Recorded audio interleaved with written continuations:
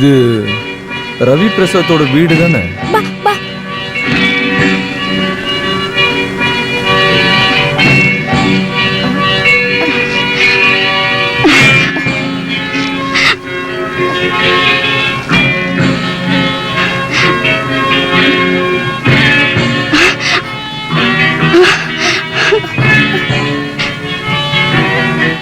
பூ ரொம்ப நல்லா இருக்கு.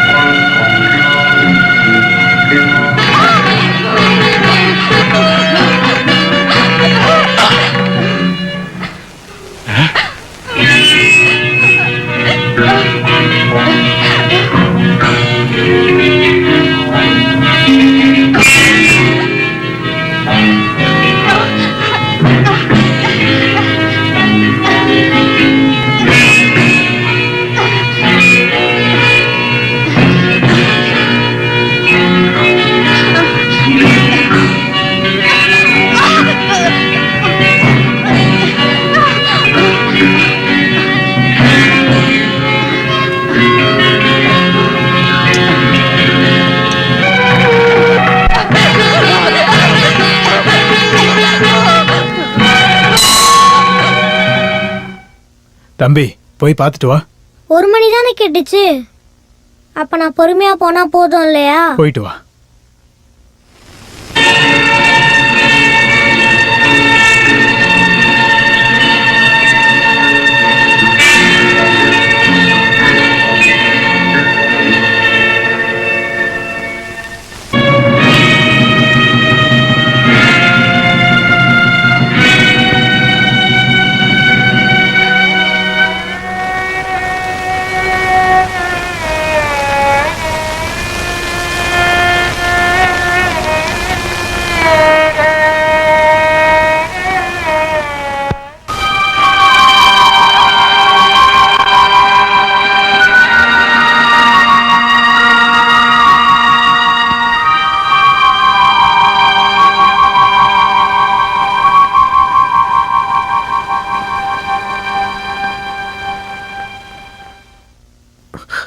அப்பா,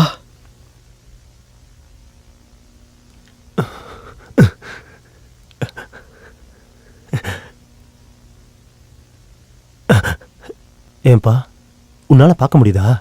பார்க்க முடியுதுப்பா எல்லாத்தையும். அப்பா, டாக்டர், எல்லாமே.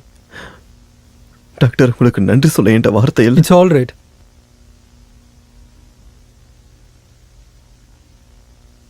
சிந்து எங்க? அவ வரலையா? அப்பா, சிந்து எங்க? என் கண்ணால நான் அவளை பார்க்கணும். எங்கப்பா? அவதான்ப்பா உன்னுடைய சிந்து. அவளுடைய கண்களாலதான் நீ இப்ப பார்த்துக்கிட்டு இருக்க.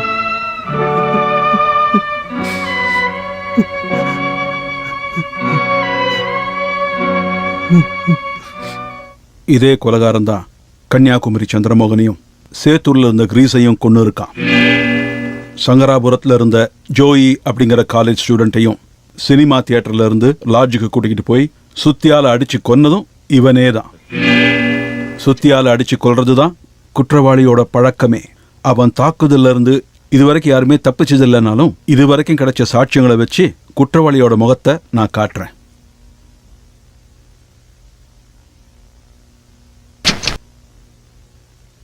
இதோ பாருங்க.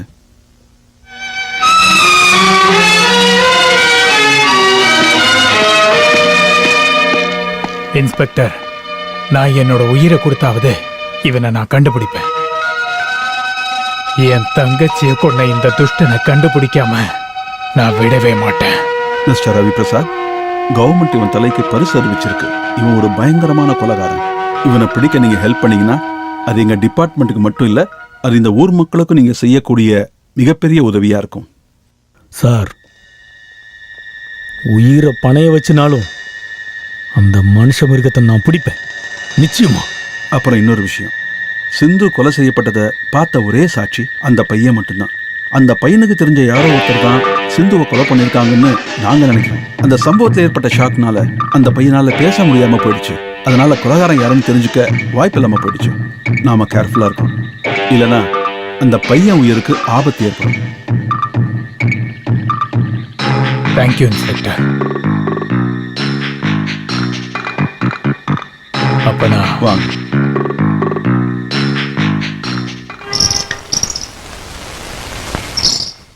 இவர்தான் நான் சொன்ன பாலச்சந்திரன். ஓ, நான் சிந்துவோட சின்னன்னு. கோபால், ஆமாம், என் தங்கச்சியோட கண்ணை வச்சு பாலச்சந்திரன் எங்களை பார்க்க முடியுதா? எனக்கு எல்லாமே தெரியுது. இதுக்கு முன்னாடி நான் எனக்கு கண்ணு தெரியணும்னு ஆசைப்பட்டுக்கிட்டு இருந்தது சிந்துவை பார்க்கணுன்றதுக்காக தான். ஆனா எனக்கு கண் இருந்த எந்த பயனும் இல்லை. இல்லப்பா, என் தங்கச்சியோட கண்களையாவது இதுக்கப்புறம் நாங்க பார்க்கலாம் இல்லையா? அவ செத்து போனாலும் என் தங்கச்சியோட கண்கள் உயிரோட தான் இருக்கு. பாலச்சந்தர் வருவாரான்னு என் தங்கச்சி உனக்காக காத்துட்டு இருக்கா போல. என்னோட சிந்துவை விட்டு நான் பிரிஞ்சு போய் ஒவ்வொரு நிமிஷமும் அவளை மட்டும்தான் நான் நினைச்சுக்கிட்டு இருந்தேன். என் தங்கச்சிக்காகத்தான் நான் வாழ்ந்துகிட்டு இருந்தேன். ஆனா எதுவுமே தெரியாத என் தங்கச்சியை கொன்னவன் யாரா இருந்தாலும் சரி, அவனை நாங்க கண்டுபிடிப்போம். முனிஷ், முனிஷ், ஏதாவது பேசுப்பா. அம்மா கிட்ட பேச மாட்டியா? பேசு தங்கம். நீ மருந்து குடிக்கிற டைம் ஆச்சு. அம்மா கொண்டு வரேன். இப்ப வரேன்.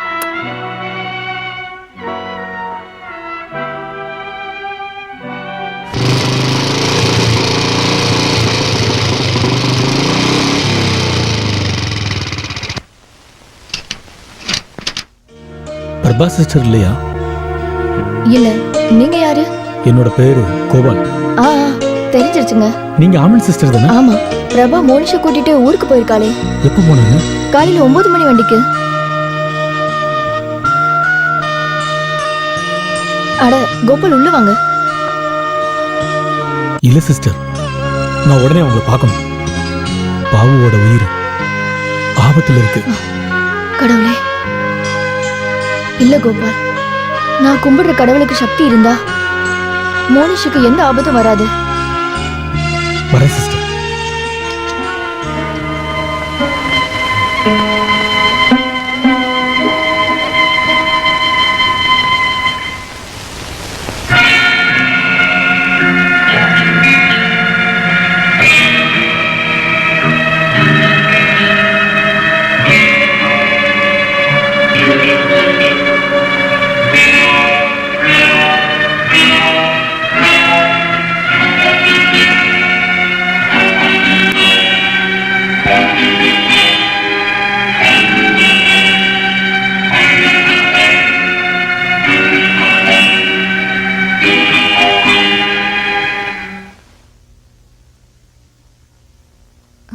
மோனிஷ், மோனிஷ், எங்க இருக்கப்பா? மோனிஷ், மோனிஷ், மோனிஷ், தங்கம், எங்க இருக்கப்பா?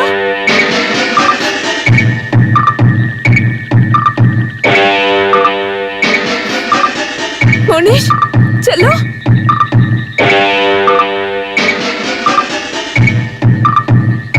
மோனிஷ், எங்க இருக்கப்பா? செல்லம்,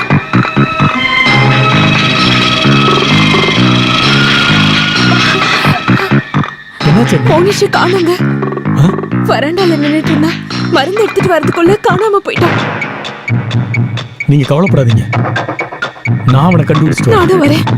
நீங்க வீட்டுக்கு போங்க, நீ சொல்றத கேளுங்க.